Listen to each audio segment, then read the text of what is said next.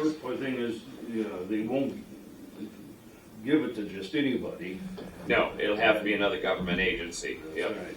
That's where it's necessary to discuss things with you guys. Mm-hmm. And in working with other groups, you know, that's some big worries that I have is who's going to take it over. Mm-hmm. You know, already we've got a 3-mile stretch there where there was no real roads going, so the bridges are 3 miles apart. Mm-hmm. And it's in sections 15, 16, and 17, which we have land in. Okay, Dan's got about 500 acres there. My son is on the farm now. It was 540 when we bought it. And they took about 41 or 47 acres out of it. But on that 3 miles, in order for people to get to their land on the other side of the canal, they put a road on the south side. Mm-hmm. So that's a third road that is not on top or connected to the canal. Well, it's connected, but, okay. That road was built with the intention, I've got a letter, I've got everything documented that I tell you today.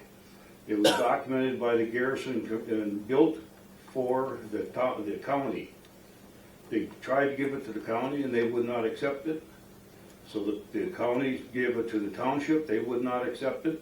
So for 35 years I've been maintaining it and graveling it.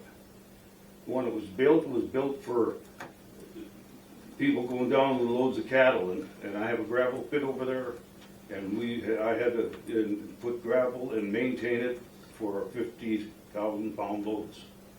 And that's where it is now. The county had been maintaining it one trip a year over in one direction, but they quit that a lot of years ago. About the last 10 years, we've been filling up the holes on the top of the canal that made by the hunters and things that extend all the way across. And I'm not 3 miles. And it's going to get worse because Garrison doesn't do anything on there except cut a little bit of grass on top. So who gets it makes an awful lot of difference to us. I'd like to at least show you some pictures, if I can, because I would like to see you take it over, but then give it back to the people that deserve it, and that's the people that had it before, if they want it. It was taken to us. I can show you a lot of things. I went all the way to condemnation for it. They took 300 feet of my shelter belts on both sides of my farmstead and wouldn't pay nothing for the trees. Then I I tell had you to what, pay. just in the essence of time, I'll give you 5 minutes Okay. to talk about this, and then we're just going to have to move on. Because, Okay. like I say, there's nothing that we can do right now until this could be a 10, 20 year process or whatever. You know, I've been waiting 40-some years already. Yeah. They took it from me in 1988 Okay. for $28,000. They gave me a severance pay, but I had to pay $30,000 back in order to get a crossing for my cattle when they put the bridge in there. Now they've taken the bridge out and they put an earthing in there with about a 36-inch fabric type culvert. And there were 3 bridges, and I know at least 2 of us have a earthen crossing now for our livestock. So if anybody's going to use it to run water through there, they're going to have to do a lot of things. In that 3-section space, and then in the next 2, the cattails have gotten so bad in there, and because part of it is water they disturbed or whatever and is leaking. Some of it for Gary Giesinger, they bought all of his land on the other side, and they've since sold it to somebody else, and it's all cattails now. And Schroyers, I don't know what kind of deal he made with them, but they were leaking into his farm all the time. Our canal over there is a lot different than what you have in Wells County. I drove the whole thing. Ours is about 30 feet above the river, and the one side is equal with the ground, the other side is way above it. You know, just you've probably been over and seen all that.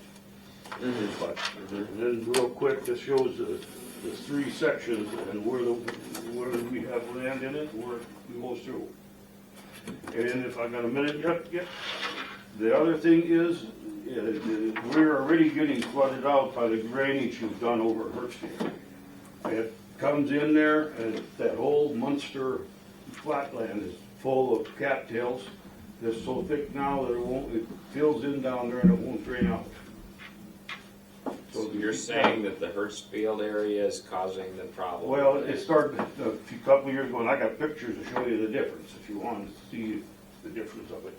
But that's, I don't know for sure, but that's when it started, and that's where the water comes from when it rains. So yeah, you that's can sort check of that the out Jake if you want River. to, but just take a look at the cattails, and they're all the way, and it's just full. We've lost lots and lots of farmland and mostly hay down there now. So, okay, well that's the gist of it. So Okay. I realize there's things to do, but I offered to buy, take all of the land in Eddy County if I had to, but I'd rather just take our 3 miles. So, okay, thank you. Yep. Yeah. Thank you. Yep. Okay. Cale, do you want to pull up 49th Avenue and Highway 15 crossing for us, please?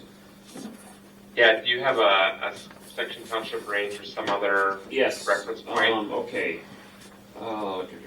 Okay, let's go to section 7, 148.69.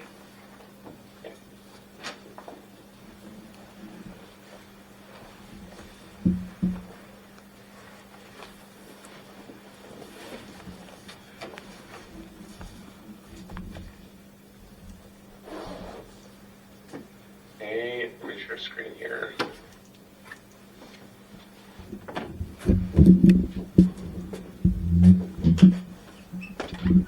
Okay, this is section 7. Okay. Down in, it would be on the east side of section 7, the southeast corner, basically. You want to kind of zoom into that area right there? Yeah. Okay, yeah, right there. You see that where the hand is? That's where that substation is east of Pheasant on Highway 15 here. There's a lot of water that's getting held up, backing up north and west, and that doesn't run out of that area anymore. Since they redid the road and they added onto the culverts and things in that area. The culvert that's in that highway, or in the approach that goes into that farmyard there, from there to the intersection, that intersection culvert is 10 inches higher than what it should be for the water to run out.